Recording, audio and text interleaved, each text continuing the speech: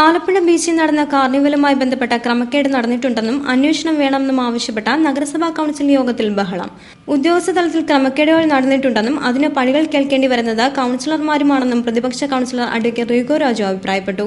വിഷയത്തിൽ നടപടി സ്വീകരിച്ചതിനു ശേഷം അജണ്ടയിലേക്ക് കടന്നാൽ മതിയെന്ന കൌൺസിലറുടെ വാദം ഭരണപക്ഷത്തെ കൌൺസിലർമാർ അംഗീകരിക്കാൻ തയ്യാറായില്ല. ഇത് വാഗ്വാദങ്ങളിലേക്കും നടുത്തളത്തിലിറങ്ങിയുള്ള പ്രതിഷേധങ്ങൾക്കും വഴിവെച്ചു. അതേസമയം CPI അംഗവും ഭരണപക്ഷ കൌൺസിലറുമായ R. രമേശ് കാർണിവലുമായി ബന്ധപ്പെട്ട ക്രമക്കേടുകൾക്ക് തന്റെ പക്കൽ തെളിവുകളുണ്ടെന്നും ഹാജരാക്കാൻ തയ്യാറാണെന്നും പറഞ്ഞ് രംഗത്തെത്തിയത് പ്രശ്നം കൂടുതൽ സങ്കീർണമാക്കി. ഒടുവിൽ നഗരസഭാ ചെയർപേഴ്സൺ കൺവീനറായുള്ള 5-അംഗ സമിതിയെ അന്വേഷണ ചുമതല ഏൽപ്പിക്കാൻ യോഗത്തിൽ തീരുമാനമായി.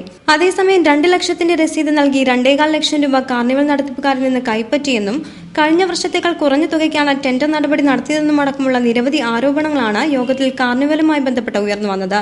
തത്വത്തിൽ ലക്ഷങ്ങളുടെ നഷ്ടമാണ് ഇതിലൂടെ ആലപ്പുഴ നഗരസഭയ്ക്ക് ഉണ്ടായിട്ടുള്ളതെന്നും വാസ്തവം. അതേസമയം നഗരത്തിലെ മാലിന്യ സംസ്കരണം 1 വർഷത്തേക്ക് സ്വകാര്യ ഏജൻസിക്ക് നൽകിക്കൊണ്ടുള്ള അജണ്ട കൌൺസിൽ യോഗത്തിൽ ഭരണ പ്രതിപക്ഷാംഗങ്ങളുടെ അംഗീകാരത്തോടെ പാസാക്കുകയും ചെയ്തു. നിലവിലുള്ള സബ് കമ്മിറ്റിയെ കൂടാതെ മോണിറ്ററിംഗ് കമ്മിറ്റിയും ചുമതലയുടെ മേൽനോട്ടം വഹിക്കും.